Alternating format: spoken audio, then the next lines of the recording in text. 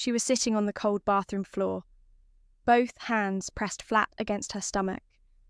The pregnancy test balanced on the edge of the sink above her, two pink lines staring down at her like a verdict she hadn't asked for.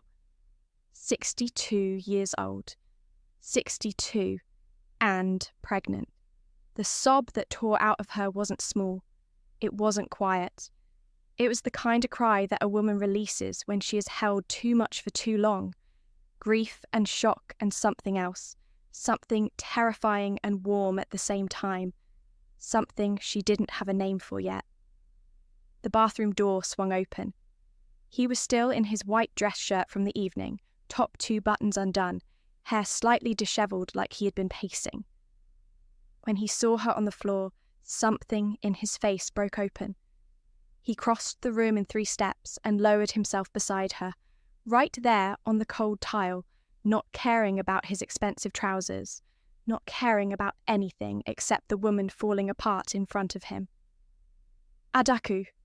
His voice was low, careful, like he was handling something made of glass. She shook her head, pressing her lips together, trying to hold it in. "I'm too old for this miracle," she whispered.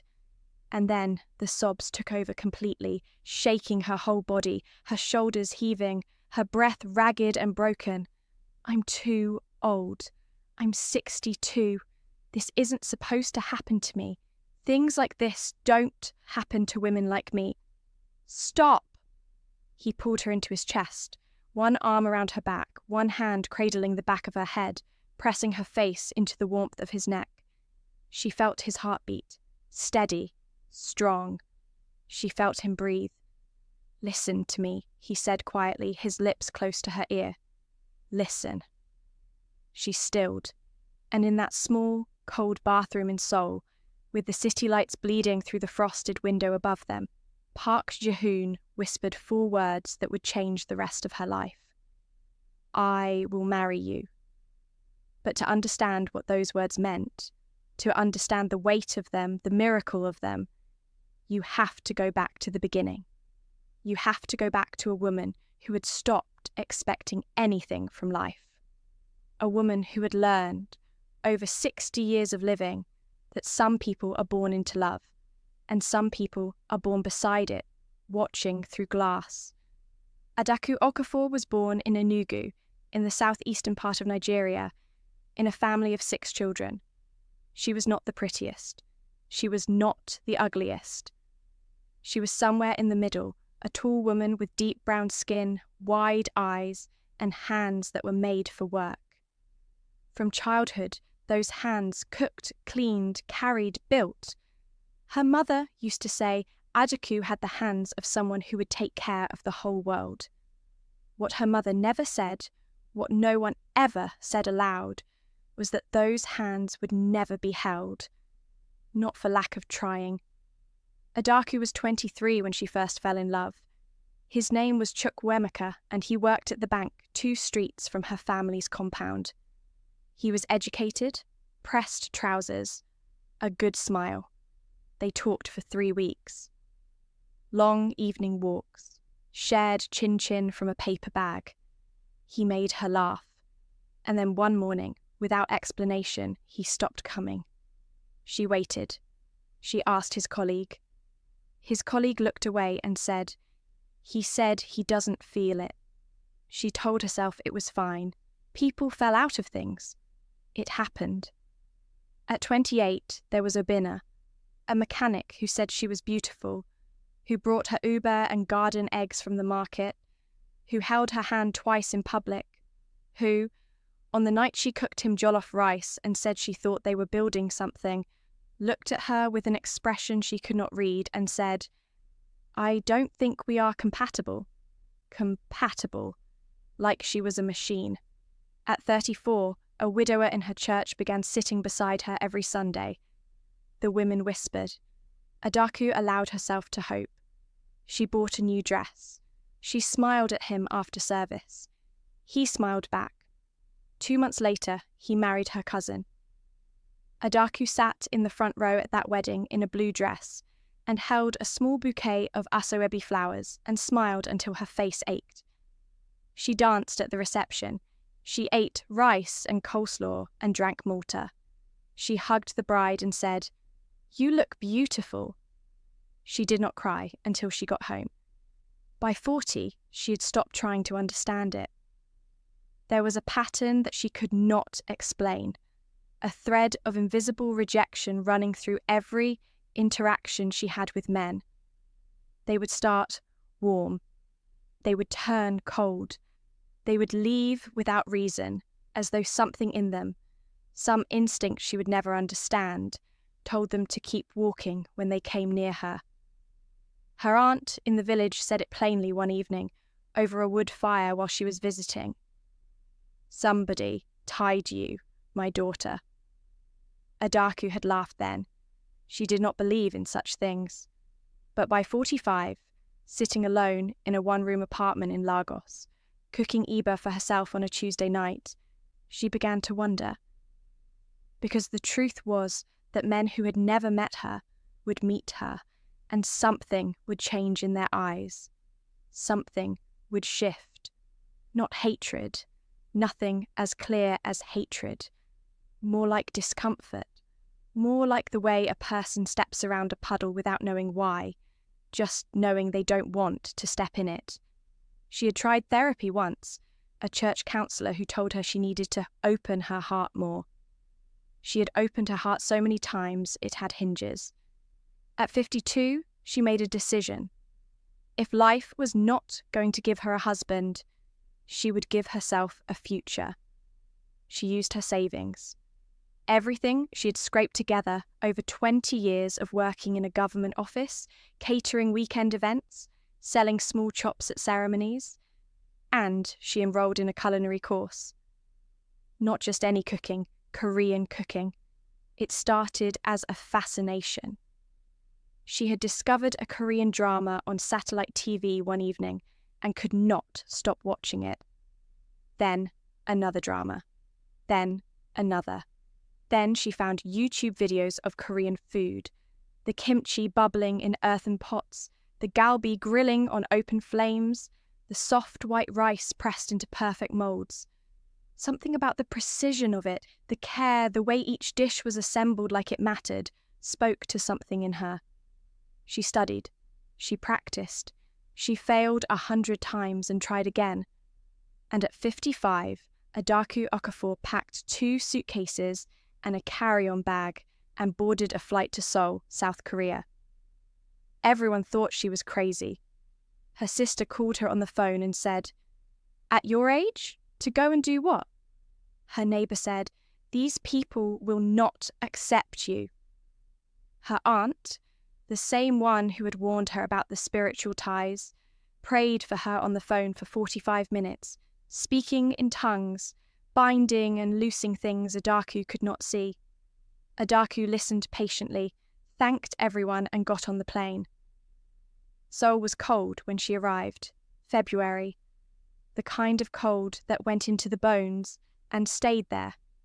She stood outside the airport with her 2 suitcases and her carry-on and the address of a small guest house in Mapogu, written on a piece of paper, and she breathed in the frozen air and told herself, "This is your second chance. Not at love." She had given up on love. This was her second chance at herself.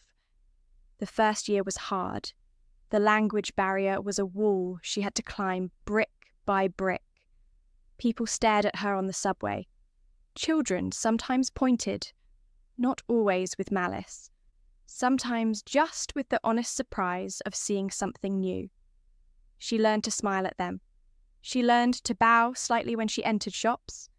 She learned to say "안녕하세요" and "감사합니다" and "주세요," and slowly, word by word, she began to build a small life. She rented a tiny commercial space in Mapogu in her 3rd year and opened a restaurant. She called it Adaku's Table.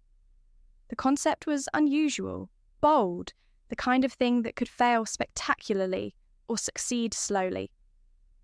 African-Korean fusion cuisine, jollof fried rice served in stone bibimbap bowls, egusi soup with a careful broth technique borrowed from doenjang jjigae, suya skewers marinated in gochujang and groundnut paste, plantain tite teok, puff puff made with makgeolli. It was strange, and it was beautiful, and it was exactly Adaku. The restaurant struggled for the first year. She ran it mostly alone, sometimes with a part-time helper, a university student named Minji who adored her and called her Adaku Uni, even though Adaku was old enough to be her grandmother. But, slowly, word spread. A food blogger came, then another. A journalist from a lifestyle magazine. A Korean-Nigerian couple who cried when they tasted her jollof because it reminded them of both homes at once. By her 7th year in Seoul, Adaku's table had a waiting list on weekends. She was 61 years old, standing in her own kitchen, running her own business, living in a country that was not hers but had somehow become home. She had not been touched romantically in over 20 years. She had stopped thinking about it. And then, on a Thursday afternoon in October, Park Jihoon walked into her restaurant. She almost didn't notice him at first. The lunch crowd was thin on Thursdays. 3 tables occupied. She was behind the counter adjusting the seasoning on a pot of groundnut soup when Minji came to the back and said, "A man just walked in. He called ahead. Just him. No reservation." Adaku wiped her hands on her apron. "Set him anywhere he likes." She didn't come out immediately. She finished the soup, tasted it twice, added a pinch of crayfish, covered the pot. Then she carried a tray of banchan, small side dishes she always offered to every guest, and pushed through the swinging door into the dining area. He was sitting at the corner table. His back was to the window, and the pale October light fell across him in a way that made him look slightly unreal, like a person in a painting. He was in a dark suit, no tie, looking at his phone with the distracted focus of someone who had too much to think about. 40-something, lean jaw, the kind of stillness that came not from peace, but from control. A man who had learned to hold himself very still so the world could not see him moving. He looked up when she approached, and something happened. Adaku would not be able to explain it later, not to Minji, not to herself. But when his eyes met hers, dark, direct, not looking away, she felt something shift in the air, like a door opening somewhere in a house she thought was sealed shut. She set the banchan on his table. "Good afternoon," she said in Korean, her accent still thick but her words correct. "Can I get you something to drink while you look at the menu?" He didn't answer immediately. He was still looking at her. Not in a rude way, not invasively, just looking, like he was reading something. "You're the owner?" he asked. His English was careful, precise, with a slight British undertone from years of international business. "Yes," she said. "I've heard about this place for 2 years," he said. "I kept meaning to come." "Most people say that," she said. "What finally brought you today?" He paused. Something moved through his expression, too quick for her to catch. "A meeting nearby, cancelled." She nodded, smiled, pointed to the specials, written on the small chalkboard beside the door.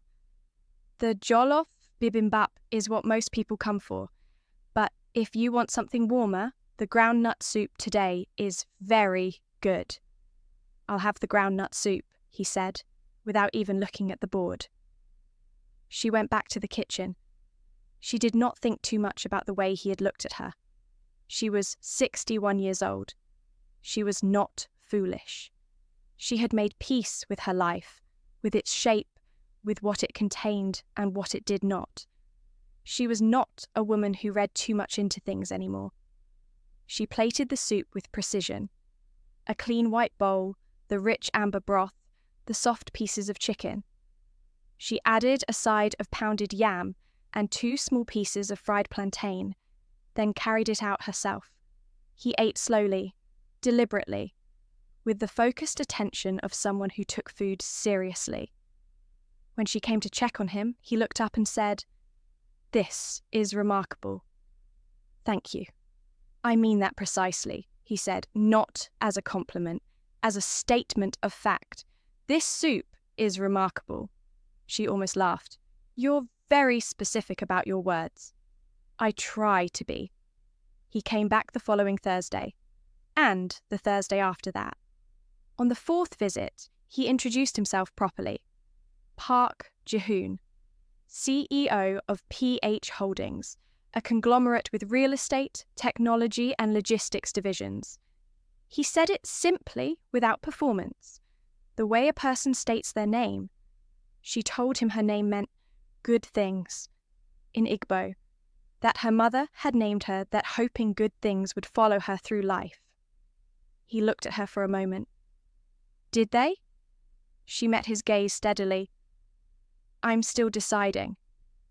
He came every Thursday for 6 weeks, always the same corner table, always something from the menu he had never tried before, always asking her to choose for him after the first 3 visits.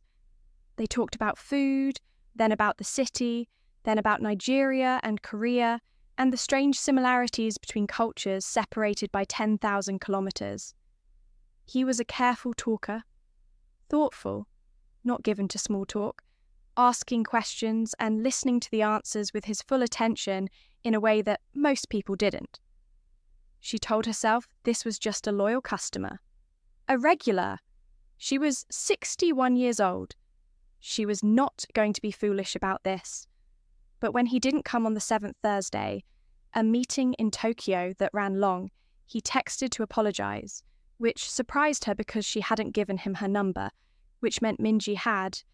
She noticed the absence in her chest like a pulled thread. That frightened her more than anything. If this is hitting you, stay with me, because what comes next is where everything shifts. It was a Saturday evening when he called. Minji answered the restaurant phone first, then walked to the back with wide eyes and said, Adaku, it's him, the Thursday man. Adaku dried her hands slowly, took the phone. I want to show you something, he said. Would you come to my house for dinner? I'll cook. She almost said no. Every reasonable part of her was already composing the polite refusal. She was a business owner. He was a customer. She was 61. He was, she had calculated, 40. A 21-year difference. This was not her territory. She did not live here. Yes, she said. She didn't know why she said it. She told herself it was curiosity. She told herself she was old enough and smart enough that dinner at a man's house was just dinner. His apartment was not what she expected. She had expected the cold geometry of a rich man's space. Expensive, impersonal, designed to impress. What she found instead was a place that felt lived in. Bookshelves that needed organizing, a kitchen that showed evidence of real use, spatula marks in the good pan, oil stains around the stove that hadn't been cleaned yet. A photograph on the refrigerator of 2 small children with a tall man who looked like him, a younger him in the mountains somewhere, all 3 of them laughing. She looked at the photo without asking. He noticed her looking. My sister's children, he said from behind her, carrying a bottle of water. I'm their favourite uncle. And the mountains? Siraksan. We go every autumn, he paused. Or we used to. Before things got complicated. She didn't press. She sat at his kitchen counter and watched him cook, which was the most surprising thing about the evening. He cooked the way he did everything. Methodically, quietly, with complete concentration. He made doenjang jjigae and japchae, and a simple grilled mackerel, and she realized she was sitting in the kitchen of a Korean billionaire watching him cook her dinner, and she wasn't nervous. She was completely, bafflingly at ease. They ate at a small table near the window. The city glittered below them. They talked for 3 hours, moving through topics the way 2 people do when they are genuinely interested in each other's minds. from childhood food memories to failed businesses to the experience of loneliness in a city that isn't yours. She did not tell him everything. She did not tell him about the years of rejection, the men who had turned away from her, the 60 years of waiting for something that never came. She was not ready for that. But when he said, quietly, pouring the last of the tea into her cup, "I haven't had an evening like this in a very long time," she believed him. And when he walked her to the door and held it open and looked at her in that steady, unreadable way he had, she felt something she had almost forgotten the texture of. She felt seen. She went home and lay awake until 3 a.m., staring at the ceiling, talking herself out of it. She was 61. She was not a romantic. This was not that. This was a kind man being kind, and she was not going to embarrass herself by turning kindness into something it wasn't. But he called again 3 days later. And this time, she didn't have to convince herself to say yes. Their third evening together was the one that changed everything. It started like the others. Easy, warm, the kind of conversation that had begun to feel like coming home to a place she hadn't known she missed. He had found a documentary she had mentioned once in passing about Nigerian textile traditions and watched it and had questions. She had brought him ground crayfish in a small jar because she had promised him one day he would taste the depth it added to things, and she stood in his kitchen adding it to a pot while he watched from across the counter with that careful attention of his. She did not plan for what happened next. She would not be entirely sure how it happened. The documentary that ran late into the evening, the sofa that was more comfortable than she expected, the way his arm came around her because she had unconsciously leaned into his warmth, the way everything after that was quiet and slow and mutual and without regret, even as it surprised them both. She was 61 years old. She had not been touched like that since she was 40. And lying there afterward, in the soft dark of his room, with his arm still around her and the city humming below them, Adaku pressed her face into the pillow and felt something crumble inside her that she hadn't even known was still standing. She left before dawn. She drove home in a taxi with her hands folded in her lap, telling herself with every street lamp they passed, "You are 61 years old. You are not a young woman. You know what this is and what it isn't. Do not make a story out of something that isn't one." She believed herself. For exactly 3 weeks, she believed herself. And then she was in the bathroom of her small apartment above the restaurant, holding a pregnancy test, watching 2 pink lines appear with the calm deliberateness of a fact that has decided not to be ignored. She was 62 by then. Her birthday had come and gone quietly, while she was busy not thinking about him. 62 years old. She sat on the bathroom floor for a long time. She did not call anyone. She sat with it alone, the way she had sat with most things in her life. The shock was enormous. The fear was enormous. But beneath them, beneath the logic of her age and her body, and all the reasons this was impossible, there was something else. Something she was afraid to name. She texted him 3 words. "Can we talk?" He was at her door in 40 minutes.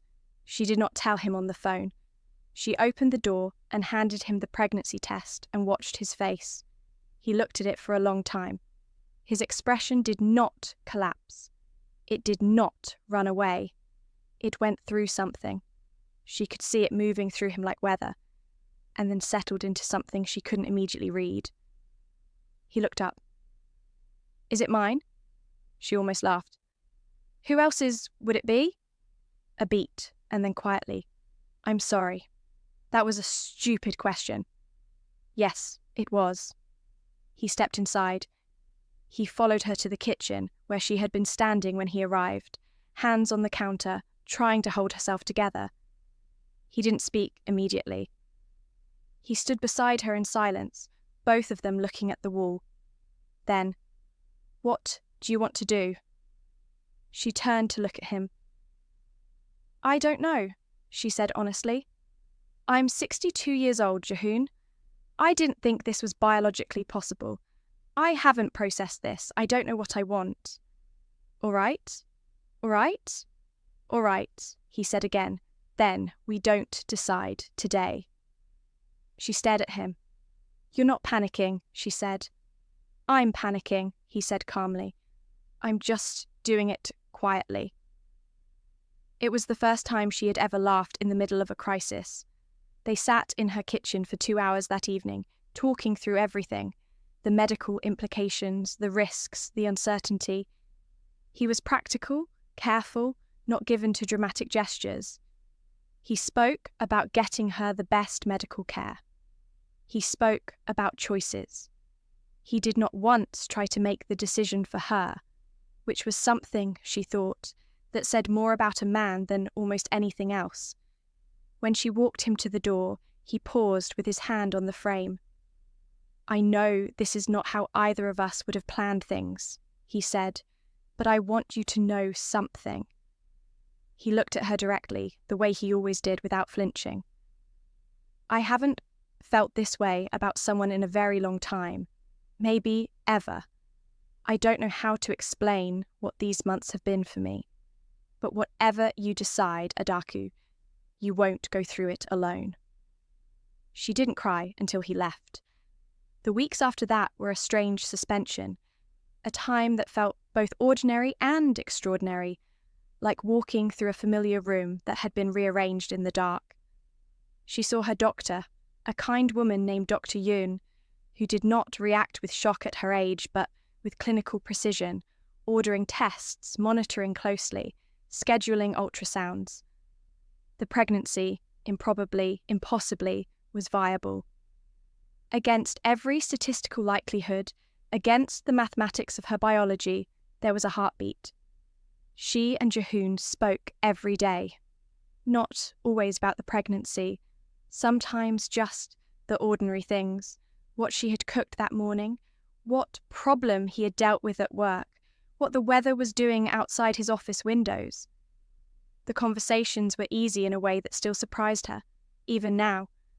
But there were things she had not told him, and she knew, even as she withheld them, that she could not withhold them much longer. She had not told him about the years, about the men who had turned away from her, about the pattern that had followed her like a shadow from Enugu to Lagos to Seoul, about the aunt who had told her she was tied, about the way she had stopped hoping so completely that hope itself had become something foreign to her, a word in a language she no longer spoke. She had not told him because she was afraid that if she spoke these things aloud, he would begin to feel them too, that he would look at her and something in him would shift, the way it had shifted in every man before him, and he would become cool and careful and eventually absent. The fear was irrational and total. It sat in her chest every time he was warm to her and whispered, "Not yet." Wait, he doesn't know yet. She was 4 months along when everything nearly fell apart. She was at the restaurant on a Friday evening, the dinner service in full swing, when a woman she did not recognize walked in and asked for her by name. The woman was Korean, late 30s, dressed precisely, carrying herself with the kind of confidence that came from significant resources. She was beautiful in a cold, architectural way. She sat down at the table Minji showed her and ordered nothing and waited for Adaku to approach. Adaku felt it before she knew what it was. A shift in the air. She went to the table. The woman looked at her for a moment before speaking. Then she said in perfect English, "I am Park Jihoon's former fiancé. My name is Seo Yujin." Adaku sat down slowly. "I'm going to speak plainly," the woman said. "I don't have a problem with you. I have a problem with what he is planning. He intends to marry you. His family does not know yet. When they find out about you, about your age, about the pregnancy, There will be a war. And I am telling you this not as a threat. I am telling you this because I know the Park family, and you do not. Adaku looked at her steadily. And you're here because? Because Jihoon has always been the kind of man who protects the people he loves from the things that could hurt them, which means he will not tell you how serious this is. Eugene voice was precise, controlled, but not cruel. His mother has already contacted me. She knows something is happening. She will find out everything within weeks, and she will not simply disapprove Adaku. She will move. She has resources, and she is not a woman who accepts quietly. Adaku was quiet for a long moment. Why are you telling me? She asked again. Something moved in Eugene's face. Not cruelty. Something more complicated. Because I know what it's like to love him and not be prepared for what comes with that. And because you are pregnant with his child, and whatever I think about this situation, that child deserves to come into a stable world. She stood, adjusted the strap of her bag. I am not your enemy, she said. I just wanted you to see clearly. She left. Adaku sat at the empty table for 10 minutes after she was gone, the noise of the restaurant moving around her, the clatter of plates and the murmur of conversation continuing as though the world had not just delivered another wall for her to climb. She told Jihoon that evening. Everything, not just about Eugene's visit, but about everything. The years, the men, the pattern, the aunt's warning, the 60 years of being looked at and not wanted. All of it came out of her that night in a flood she couldn't stop once it started, sitting across from him at her kitchen table with her hands flat on the surface and her voice steady even when her eyes were not. He listened to all of it without interrupting. When she finished, the silence stretched between them for a long, full moment. Then he said, "Do you believe you're still tied?" She looked at him. "What? The thing your aunt said? Do you still believe it?" She thought about it. Really thought about it. "I don't know," she admitted. "I don't know what I believe about the past anymore. But I know that I've been afraid. Every single day since this started, I've been waiting for you to look at me the way they all looked at me eventually. That cold thing. That absence." Her voice dipped. "I keep waiting for you to leave." He reached across the table and placed his hand over hers. "I'm not leaving," he said quietly. "And I need you to hear me say that clearly, not because I'm trying to convince you, but because it's the truth, and you deserve to hear it said plainly. I don't know what happened with those men, Adaku. I can't explain it, but I can tell you what I know about myself. I haven't wanted to be anywhere as much as I want to be where you are. That hasn't changed. That's not going to change because of what my mother thinks or what Eugene said or what anyone says." A beat. "And about my mother," he continued, "you let me handle her." "Jihoon, I mean it." His voice was still quiet, but there was iron in it. "She will have her feelings. I will hear her out.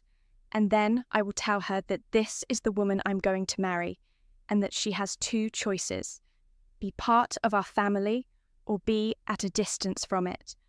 Those are the only two choices." She looked at his hand over hers. She had been waiting 60 years for a hand like this. "You're not afraid of any of this?" she asked. "I'm afraid of losing you," he said simply. "Everything else I can deal with." The battle with his mother was real. Madame Park, as Adaku would always privately call her, was a woman of 71 who had built her life around precision and control, and the news that her only son intended to marry a 62-year-old African woman he had known for less than a year did not reach her gracefully. The first meeting was a disaster.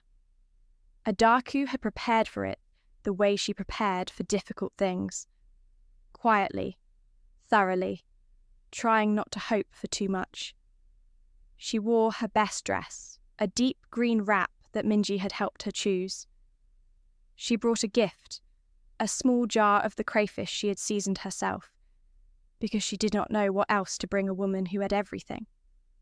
Madame Park received it with the polite blankness of someone receiving something they intended to discard.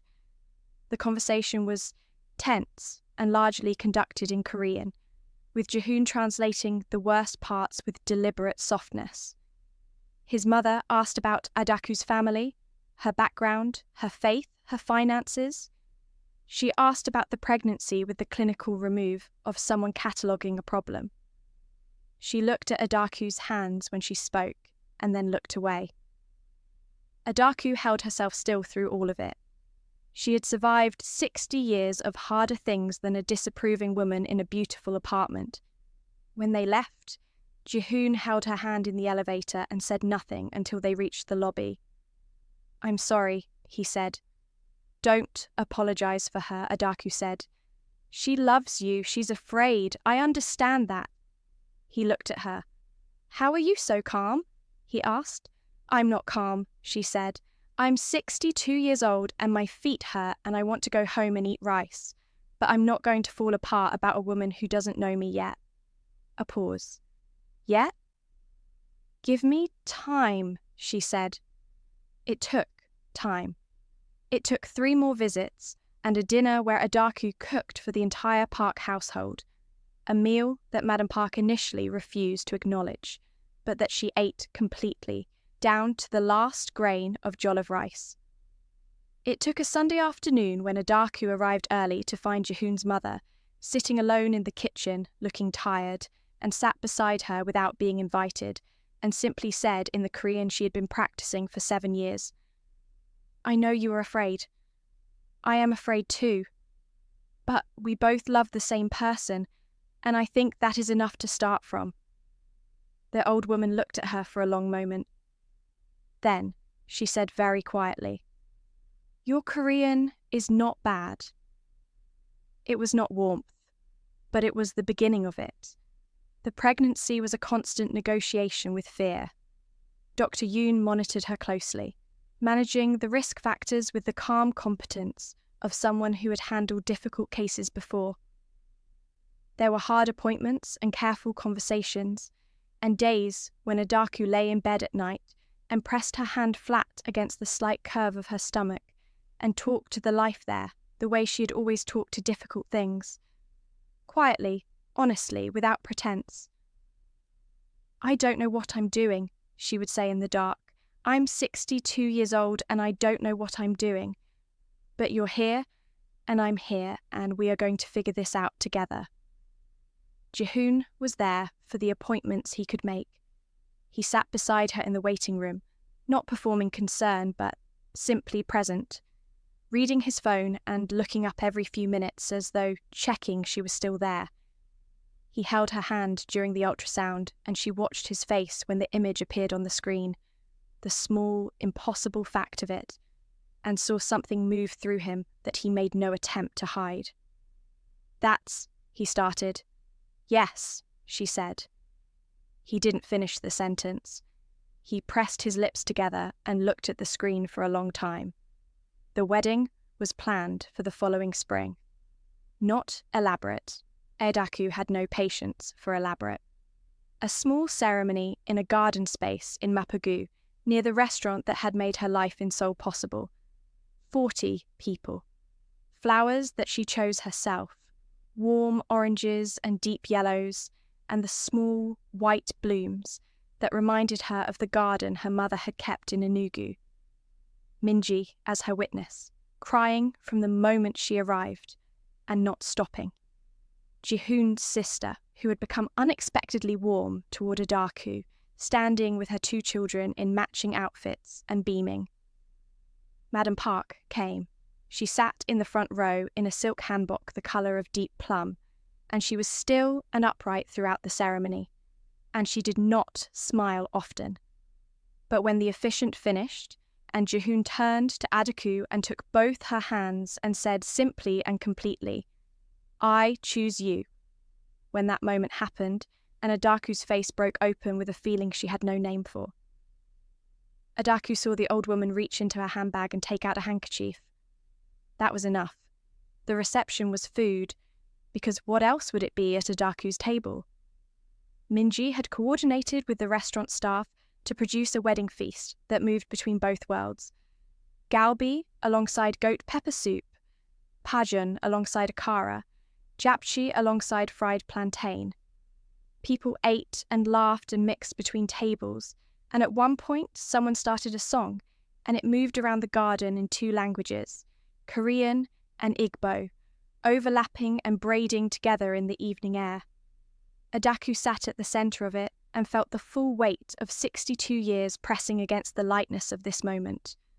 All the men who had walked away, all the mornings she had woken up alone, all the prayers whispered into pillows, and the hope that had kept trying to live even when she kept burying it. All of it was present in this moment, not as pain, but as context. The long, difficult road that this moment had taken to arrive. She was not too old for this. She had just taken the longest route. Their daughter was born in August, during a heat wave that settled over Seoul like a warm hand. She was small and perfect and impossibly real, with wide eyes that Adaku thought looked like her own, and a jawline that was unmistakably her father's.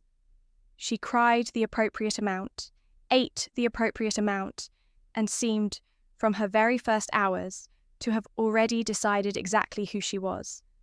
They named her Chimdi. It meant, God holds me. Adaku had wanted a name that held the full weight of what this child represented, and when she had offered it to Jihoon, he had said it quietly to himself twice, tasting the syllables, and then nodded. Chimdi Park, he said. Chimdi Okafor Park, Adaku said. He smiled. Of course. Madam Park held Chimdi for the first time on the 3rd day, sitting in the hospital room with the afternoon light falling across them both, the old woman's precise hands somehow perfectly at ease with the small weight of this new person.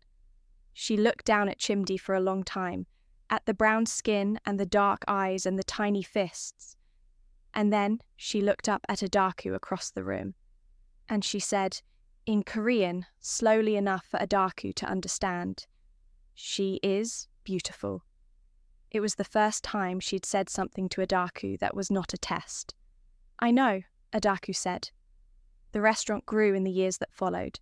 Adaku hired more staff, moved to a larger space in Yongsan, published a cookbook that sold modestly in Korea and unexpectedly well in the UK and Nigeria. Minji became her manager and eventually her partner in the business. Jihoon continued to run PH Holdings with the same quiet intensity he brought to everything, and their home became a place of constant negotiation between 2 people who both had strong opinions about most things, which was never boring and occasionally exhausting. Madam Park visited every 2 weeks without being asked, always arriving with something. A small gift for Chimdi, a dish she had made, the careful, awkward warmth of someone learning a new language of affection.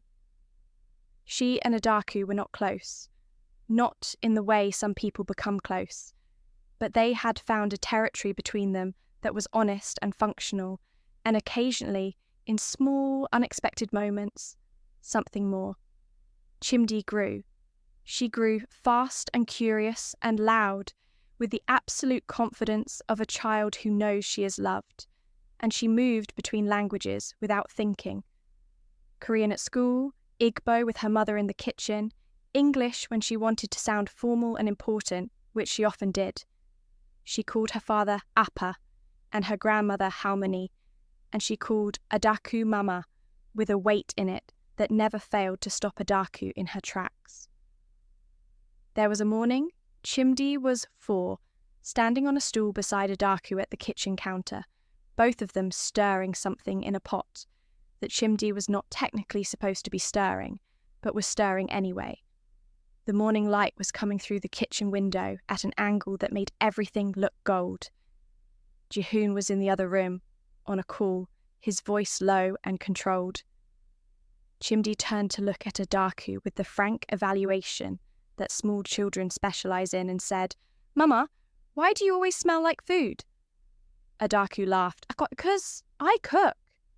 And why do you cook? Because it's how I talk to people. Some people use words. I use food.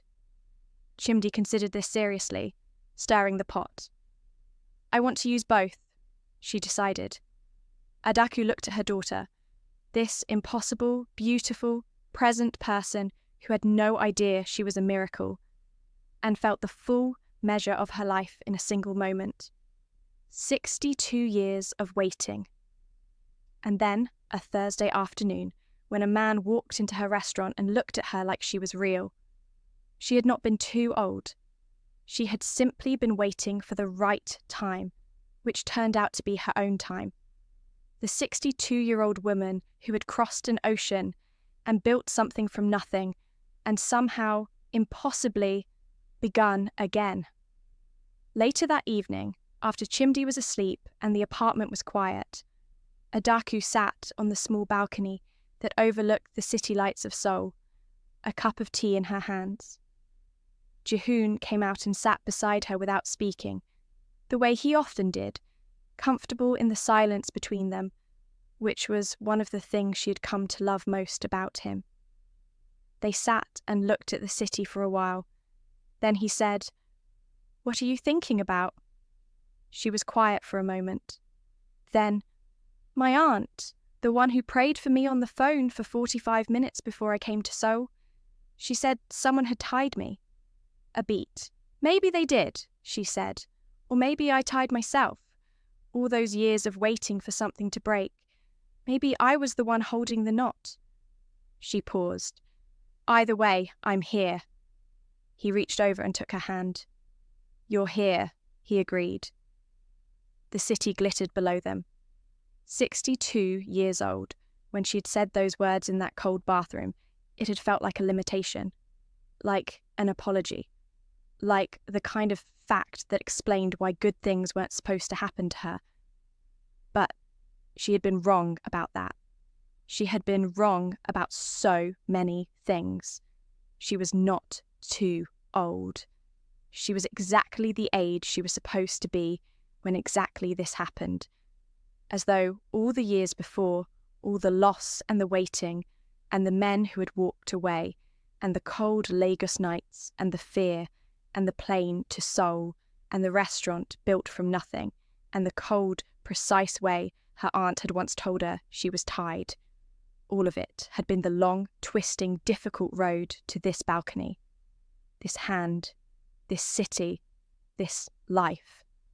Chimdi's voice came floating from inside, half asleep, calling out from her room. "Mama?" Adaku stood, set down her tea, and squeezed Jihoon's hand before she let it go.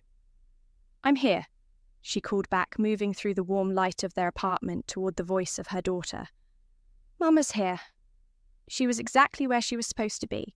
She had always been on her way here.